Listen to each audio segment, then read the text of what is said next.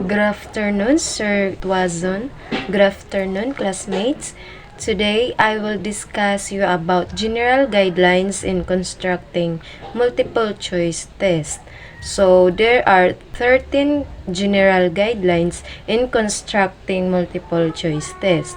So, first, make a test items that is practical or with real-world applications to the students. Second one, it is use diagram or drawing when asking question about application analysis or evaluation. The third one, when asked to interpret or evaluate about quotations, present actual quotations from secondary sources like published books or newspapers. Number 4, it is use tables, figures, or charts when asking question to interpret. And number 5, use pictures if possible when students are required to apply concepts and principles.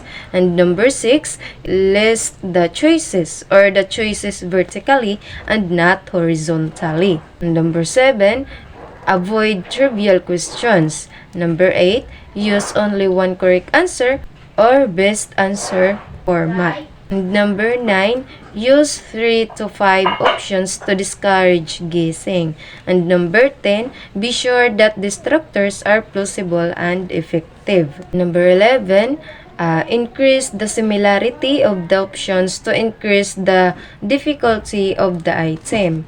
12. Do not use none of the above options when asking for a best answer. And last, it is avoid using all of the above options. It is usually the correct answer and makes the item too easy for the examinee with partial knowledge. So, in the general guidelines in constructing multiple choice test, it is creating tests with real-world applications, diagrams, and quotations enhances relevance, critical thinking, and interdisciplinary understanding. So, the use of visual elements like tables and pictures promotes clarity, practical application, and engagement.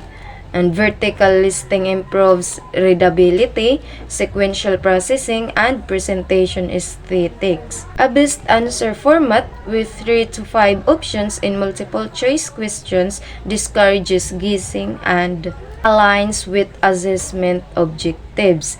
So, plausible distractors, avoidance of none of the above or all of the above options contribute to valid, challenging, and effective assessments, fostering critical thinking and targeted feedback. Now, let's proceed to the guidelines in constructing the STEM. So, there are 7 guidelines in constructing the STEM. The first one, it is the STEM should be written in questions form or completion form. Research should that it is more advisable to use question form. The second one, do not leave the blank at the beginning or at the middle of the STEM when using completion form of a multiple choice type of test. The third one, it is the STEM should pose the problem completely. And the fourth one, the STEM should be clear and concise. The third one, it is the avoid excessive and meaningless use of words in the STEM. And number 6, state the STEM in positive form. Avoid using the negative phrase like small word of not or except. And underline or capitalize the negative words if it cannot be avoided. Example, which of the following does not belong to the group? So, here the word not are small only. And the second example, or which of the following does not belong to the group? So, here the word not, all letters are capitalized.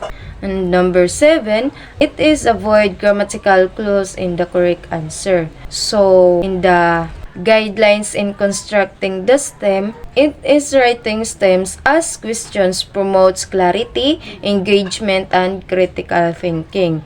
And so, avoiding blanks in completion type tests and presenting entire problem in the STEM ensures clarity, standardization, and effective assessment. Clear and concise STEMs minimize ambiguity, reduce cognitive load, and contribute to valid evaluations.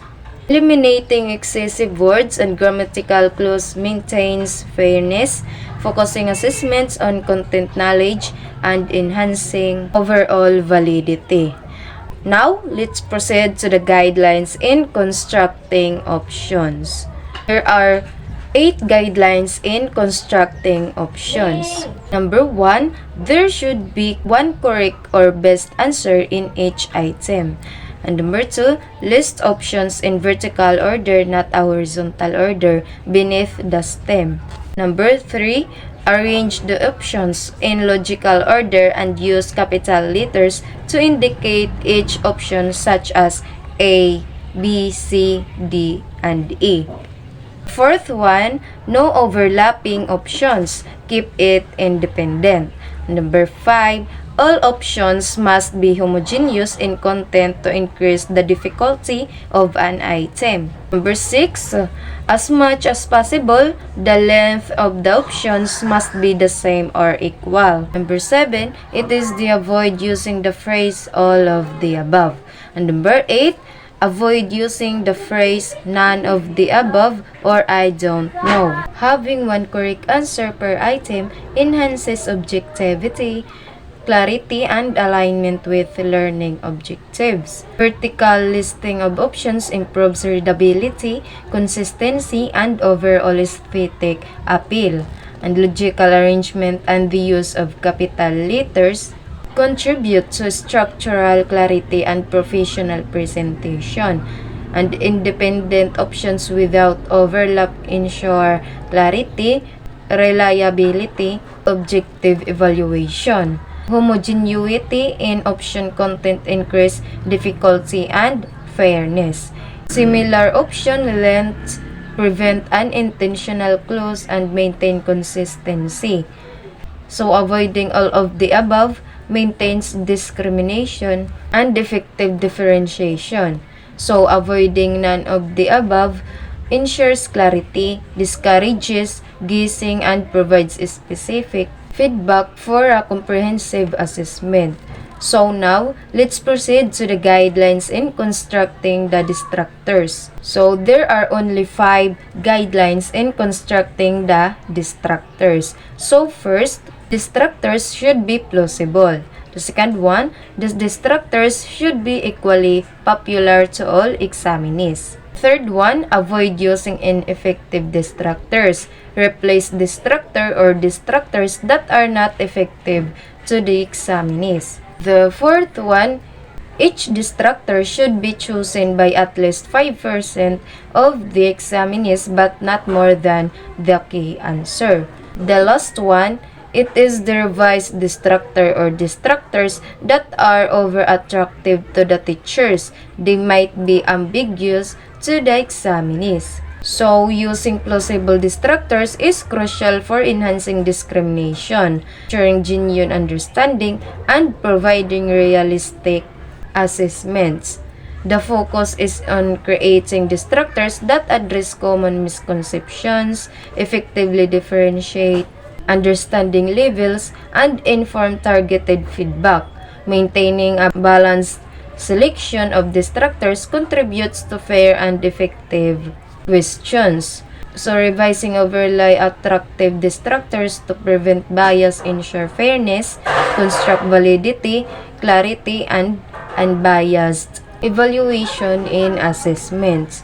So, now let's proceed to the examples of multiple choice item. Here are the different multiple choice item. There are 4 items. So first, about knowledge level, comprehension level, the application level, and the fourth one, it is about the analysis level. So now let's proceed to the advantages of multiple choice test. So there are 6 advantages of multiple choice test. So the first one measures learning outcomes from the knowledge to evaluation level. And the second one, it is the scoring is highly objective, easy, and reliable. The third one, scores are more reliable than subjective type of test. And number 4, measures broad samples of content within a short span of time. And number 5, distractors can provide diagnostic information. And number 6, item analysis can reveal the difficulty of an item and discriminate good and poor performing students. Measuring learning outcomes from knowledge to evaluation levels offers a comprehensive assessment, targeting higher order thinking skills and fostering continuous skill development. Highly objective scoring promotes fairness, consistency, and transparency, contributing robust evaluation system and transparency, contributing to a robust evaluation system. Objective tests with reduced bias, consistency, and quantifiability are lead to more reliable scores than subjective tests. So, assessing a broad content sample efficiently allows for timely feedback, adaptability, and a holistic view of student competence. So, identifying distractors aids educators in recognizing errors and implementing effective teaching strategies, while item analysis provides insights for test refinement and targeted instruction. So now let's proceed to the disadvantages of multiple choice test. So there are 6 disadvantages. The first one, it is the time consuming to construct a good item. The second one, difficult to find effective and plausible distractors. The third one, scores can be influenced by the reading ability of examinees. The fourth one, in some cases, there is more than one justifiable correct answer. The fifth one, ineffective in assessing the problem-solving skills of the students. And last, not applicable when assessing the student's ability to organize and express ideas. Investing time in crafting assessment items is crucial for content validity, clarity, and alignment with learning objectives, contributing to reliable and fair evaluations. Well-constructed distractors challenge students, unveil genuine understanding, and enhance diagnostic value for educators to address misconceptions. Recognizing and addressing the impact of reading ability on scores ensures fairness and reliability in assessments. So, acknowledging multiple correct answers encourages critical thinking and promotes fairness. Limitations in assessing organizational and expressive skills or problem-solving abilities can compromise the effectiveness and reliability of an assessment. So now we are here at matching type. So the matching type items may be considered modified multiple choice type items, where the choices progressively reduce as one successfully matches the items on the left with the item on the right. Now let's proceed to the guidelines in constructing matching type of test. Here are some guidelines to observe in the formulation of good matching type of test. The first one, it is the match homogeneous, not heterogeneous items. The items to match must be homogeneous. If you want more students to match authors with their literary works, in one column will be authors and in the second column must be literary works. So don't insert nationality, for instance, with names of authors. That will not be a good item since it is obviously wrong.